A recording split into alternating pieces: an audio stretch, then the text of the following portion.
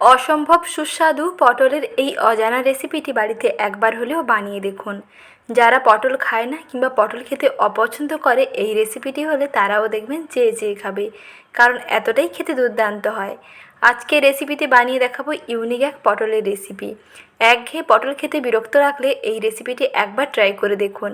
ভাত রুটি সবেতেই দুর্দান্ত লাগবে, ছোট থেকে বড় সবার ভীষণ পছন্দ হবে। তাহলে আসুন আজকের সহজ রেসিপিটি দেখে নিন। নমস্কার বন্ধুরা, সাথী কিচেনের আবারও এক নতুন রেসিপিতে আপনাদের সবাইকে স্বাগত জানাই। পটলের একঘেয়ে রেসিপি ছেড়ে এই নতুন রেসিপিটি তৈরি করতে প্রথমেই লাগবে এই রকম টাটকা ফ্রেশ পটল। আর পটলের বীজগুলো কিন্তু বেশি শক্ত হয়ে গেলে এই রেসিপিটি খেতে কিন্তু ভালো লাগবে না, তাই পটলগুলো একটু নরম নেওয়ার চেষ্টা করবেন। নরম পটল হলে এটা বেশি খেতে ভালো লাগবে। আর যেইভাবে আমি খোসাটা ছাড়িয়ে নিচ্ছি দেখুন, এই রকম করে খোসাটা ছাড়িয়ে নিতে হবে। প্রথমে পটলের ওপরের আস্তরণটাকে একটু ঘষে নেবেন, তারপরে এই রকমভাবে স্ট্রাইপ দিয়ে পটলটাকে কাটতে হবে। তারপরে দুই সাইডের মুখটা কেটে বাদ দিয়ে তারপরে দুফালি করে কেটে নিতে হবে। ঠিক যেমনটি আমি করে বানাচ্ছি তেমনি করে বানিয়ে ফেলুন। খেতে দেখবেন দারুণ লাগবে আর অসম্ভব সুস্বাদু হয়। ইউনিক এই পটলের রেসিপি একবার জেনে গেলে বারবার শুধু কিন্তু এটাই খেতে চাইবেন। একঘেয়ে পটল ভাজা না খেয়ে এইভাবে একবার বানিয়ে দেখুন, খেতে দেখবেন দারুণ লাগবে। পটলগুলোকে এইরকম প্রথমে দুফালি করে কেটে নিয়েছি। আর পটলগুলোকে কেটে ধুয়ে পরিষ্কার করে নিয়েছি। আর পটলগুলো দেখুন কতটা নরম। এই রকম নরম পটল হলে এটা কিন্তু খেতে ভালো লাগবে। পটলের বীজগুলো শক্ত হয়ে গেলে এই রেসিপিটি খেতে কিন্তু ভালো লাগবে না, তাই এই রকম নরম পটল নেওয়ার চেষ্টা করবেন, তাহলে দেখবেন এটা খেতে খুবই ভালো লাগবে। এখন কেটে ধুয়ে পরিষ্কার করে রাখা পটলগুলোর উপরে নুন ও হলুদ মেখে নিচ্ছি। একটি চা চামচের হাফ চামচ লবণ দিলাম, আর সেই চামচের একটু কম দিচ্ছি হলুদ গুঁড়ো।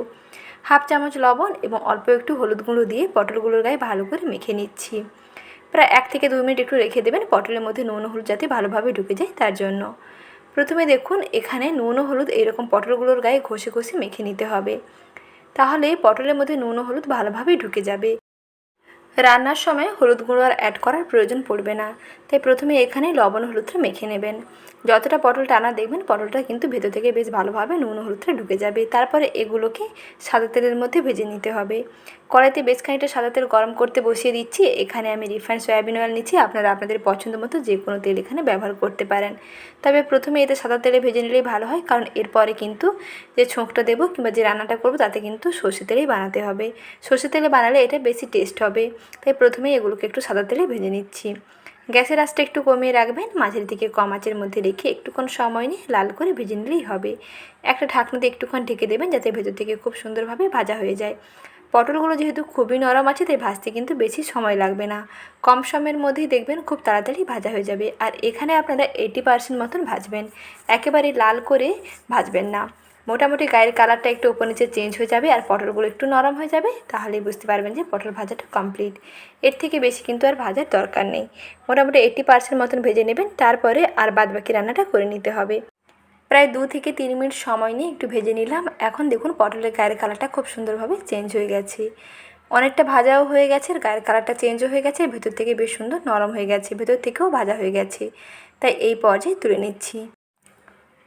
দেখুন পটলগুলো জাস্ট এই রকম ভাজতে হবে, এর থেকে কিন্তু আর বেশি ভাজবেন না। এখন পটলগুলোকে তেল থেকে তুলে নিচ্ছি।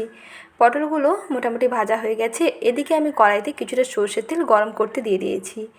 আর এখানে প্রায় 2 টেবিল চামচ মতো সর্ষের তেল আছে। সর্ষের তেলের মধ্যে দিয়ে দিচ্ছি 2টো কুচনো পেঁয়াজ। পেঁয়াজের পরিমাণটা একটু বেশি থাকবে। পেঁয়াজটাকে সর্ষের তেলের মধ্যে একটু ভেজে নিচ্ছি। কিছুক্ষণ ভেজে নেওয়ার পরে দেখবেন পেঁয়াজগুলো বেশ সুন্দর লাল কালার চলে আসবে এবং এর থেকে দেখবেন তেলটা কিন্তু রিলিজ করতে শুরু করে দেবে। পেঁয়াজটা যখন ভাজা হয়ে যাবে তখন দেখবেন এর থেকে তেল ছেড়ে যাবে।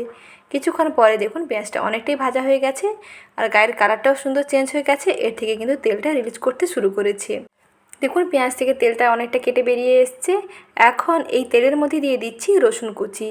5 থেকে 6 কোয়া রসুনকে এরকম লম্বা করে কেটে নিয়েছি, রসুন কুচি দিয়ে দিলাম। আর দিচ্ছি চা চামচে 4/1 ভাগ কালো জিরে, আর দিচ্ছি কয়েকটা চেরা কাঁচা পাকা লঙ্কা। এই রান্নাটা একটু ঝাল ঝাল হবে, তাই কাঁচা লঙ্কার পরিমাণটা একটু বেশি থাকবে। ঝালটা আপনাদের পছন্দ মতো দিয়ে দেবেন, যদি আপনারা কম ঝাল পছন্দ করেন তাহলে কিন্তু অবশ্যই কম দিতে পারেন। তারপরে 1 চিমটে লবণ দিয়ে দিলাম। পেঁয়াজের সঙ্গে লবণটা মিশিয়ে কাঁচা লঙ্কার সঙ্গে একটু ভেজে নিচ্ছি। যখন দেখবেন বেশ সুন্দর কাঁচা লঙ্কার ভাজা গন্ধ বেরোচ্ছে, রসুনটাও সুন্দর গন্ধ ছাড়তে শুরু করেছে, ভাজা ভাজা গন্ধ, আর আগে থেকে তো পেঁয়াজ ভাজা হয়ে আছে, সেই পর্যায়ে মিশিয়ে নিলাম ভেজে নেওয়া পটলগুলোকে পেঁয়াজের সঙ্গে ধিমি আঁচে একটুক্ষণ কষিয়ে নিচ্ছি। গ্যাসের আঁচটা একটু কমিয়ে দেবেন, গ্যাসের আঁচটা একেবারে লো ফ্লেমে রেখে সঙ্গে সঙ্গে দিয়ে দিতে হবে ময়দা গোলানো জল। প্রায় 1 টেবিল চামচ মতো ময়দা জলের মধ্যে গুলিয়ে দিয়ে দিলাম, আর 1/2 চামচ ভাজা জিরের গুঁড়ো আর 1/2 চামচ ধনে গুঁড়ো দিয়ে একটুক্ষণ কষিয়ে নিচ্ছি। এখানে কিন্তু আর কোনো রকম গুঁড়ো লঙ্কা দেওয়ার প্রয়োজন নেই। এখন এটাকে একটু ভাজা ভাজা করে নিতে হবে। এখানে আর গ্রেভির জন্য জলটা অ্যাড করবেন না। এই রকম কিছুক্ষণ ভেজে নিলেই রেডি হয়ে যাবে দারুণ স্বাদের পটলের ইউনিক রেসিপি। একটু এরকম শুকনো শুকনো হবে, ভাজা ভাজা হবে, খেতে দেখবেন দারুণ লাগবে। শুকনো শুকনো এই পটলের রেসিপিটি বাড়িতে অবশ্যই ট্রাই করে দেখুন। পটলের একঘেয়ে রেসিপি না খেয়ে একবার হলেও বানিয়ে দেখুন, খেতে দেখবেন দারুণ লাগবে। ভাত, রুটি, পরোটা সবের সঙ্গেই দারুণ লাগবে। পটলের এই রেসিপি একবার খেলে এর ভক্ত হয়ে যাবেন, বারবার খাওয়ার বাহানা খুঁজতেই থাকবেন, কারণ খেতে এতটাই দুর্দান্ত হয়। একবার বানিয়ে ফেলুন, তাহলেই বুঝতে পারবেন। তাহলে বন্ধুরা, আজ এই পর্যন্ত, এখানেই বিদায় নিচ্ছি। আবারও শীঘ্রই হাজির হব নতুন রেসিপি নিয়ে। এই রকম নতুন নতুন রেসিপি পেতে চ্যানেলটিকে প্লিজ সাবস্ক্রাইব করে রাখবেন। ভিডিওটি ভালো লেগে থাকলে লাইক করবেন, পারলে বন্ধুদের মধ্যে শেয়ার করার অনুরোধ থাকলো। ভালো থাকবেন, সুস্থ থাকবেন, ধন্যবাদ।